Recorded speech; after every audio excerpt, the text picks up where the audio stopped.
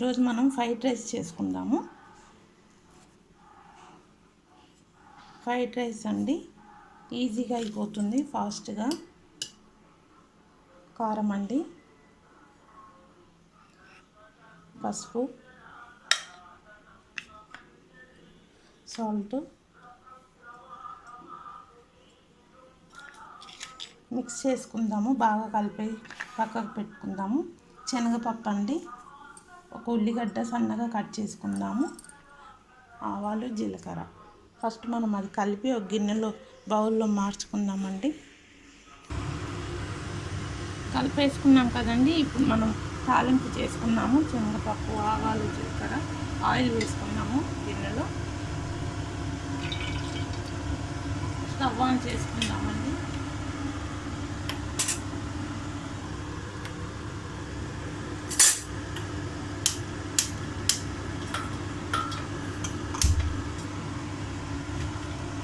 అది హీట్ అయ్యాక ఆవాలు, జీలకర్ర వేసుకుందాము.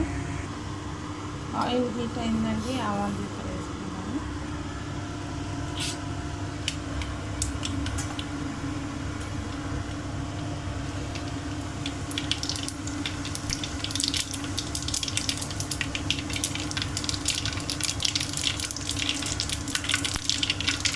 శనగపప్పు వేసుకుందామండి.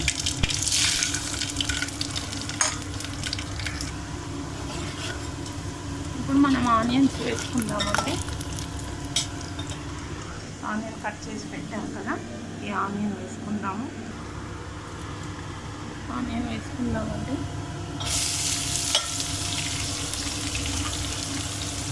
చాలా బాగుంటుందండి ఆనియన్ వేస్తే ఫ్రైడ్ రైస్కి. కొంచెం బ్రౌన్ కలర్ వచ్చాక వేద్దామండి రైసు. చాలా క్విక్గా అయిపోతుందండి రైసు. మనం ఆనియన్స్ కట్ చేసుకోవడమే ఆలస్యము, చాలా తొందరగా 10 మినిట్స్లో అయిపోతుంది.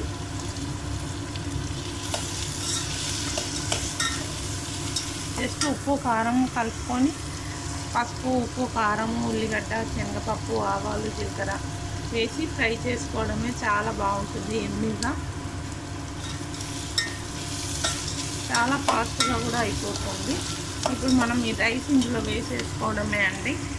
కొద్దిగా గోల్డ్ కలర్ వచ్చాక అక్కడక్కడ ఆనియన్ తగులుతూ ఉంటే చాలా బాగుంటుందండి. పప్పులు కరకర నాటుతూ ఉంటుంది.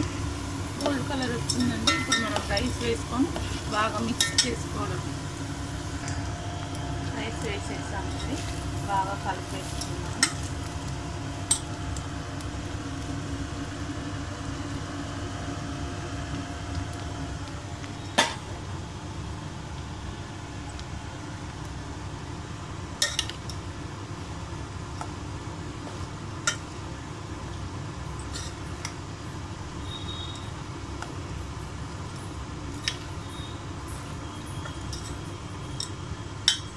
ఒక 5 మినిట్స్ పెట్టుకున్నామండి స్టవ్ మీద.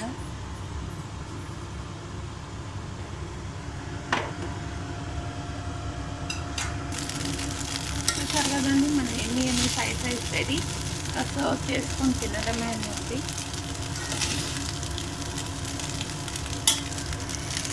మీరు కూడా ఇలానే చేసి తినండి, వెరైటీగా.